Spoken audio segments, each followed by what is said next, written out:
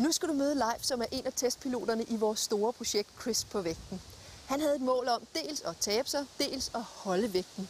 Men undervejs sætter han sig et nyt stort mål.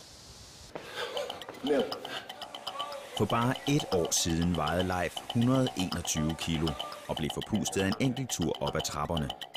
Gennem benhårdt arbejde i projektet Chris på vægten smed Leif næsten 40 af sine overflødige kilo.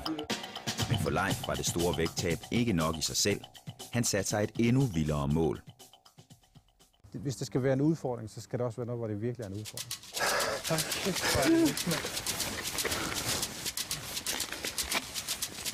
Kæft, mand. Jeg skal løbe 100 km i morgen, og jeg gennemfører. Uden tvivl. Jamen, der vil selvfølgelig være mange, der siger, at det er hverken realistisk eller muligt. Jeg føler, at jeg er fysisk forberedt, jeg føler, at jeg er mentalt forberedt, jeg føler, at jeg er praktisk forberedt. Det her, det er 11, 12, 13.000 kalorier i alt, og alt det energi, det er det, jeg skal indtage i morgen i forbindelse med mit 100 km løb.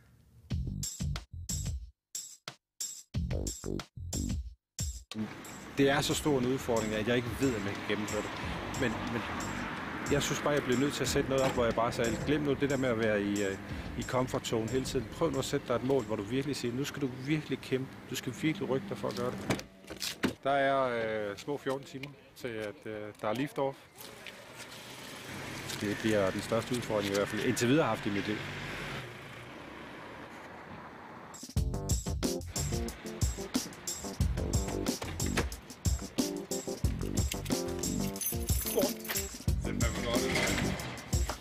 Jamen, jeg har jo et lille team med mig i form af, at der er Thomas og Peder på bilen med alt mit proviant. Det bliver enormt spændende at være med til at se, hvordan det kommer til at forløbe. Hvis der er nogen, der kan klare det, så er det i hvert fald Leif. Det er ikke i tvivl om. Så se. Ja, så. Jeg er her primært til at støtte op omkring Leifs lille tur, han skal ud på. Han skal ud og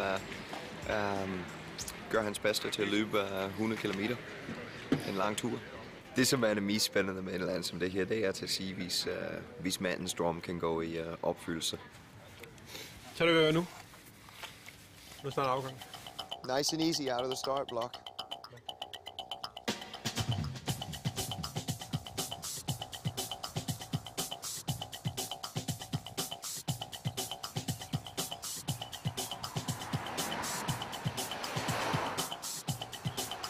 Jeg skal ikke løbe hurtigere. Jeg skal hele tiden holde mig igen, så jeg kan økonomisere med farten. Fuld plan. Ja.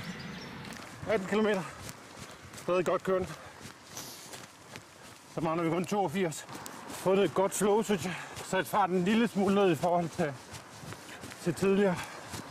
Men det er okay. –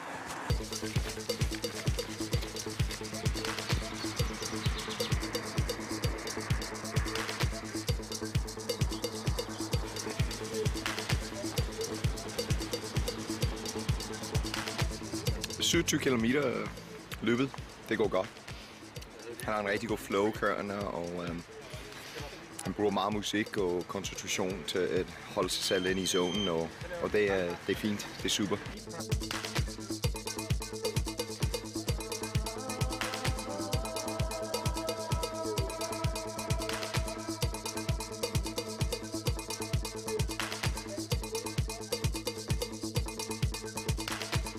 Jeg har jo altså 2 ekstra sæt sko med, hvis der er nogen, der har kæphøj.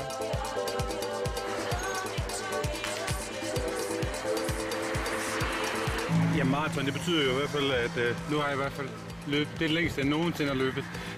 Det er heller ikke så meget, de bløder nu. Hvordan har de i benene? Du kan mærke det. Nej.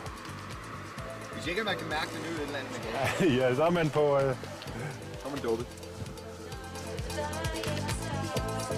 Lige nu så prøver han at acceptere at han bliver bare nødt til at acceptere, at den her tur og resten af vejen, det bliver nogle op- og nedture.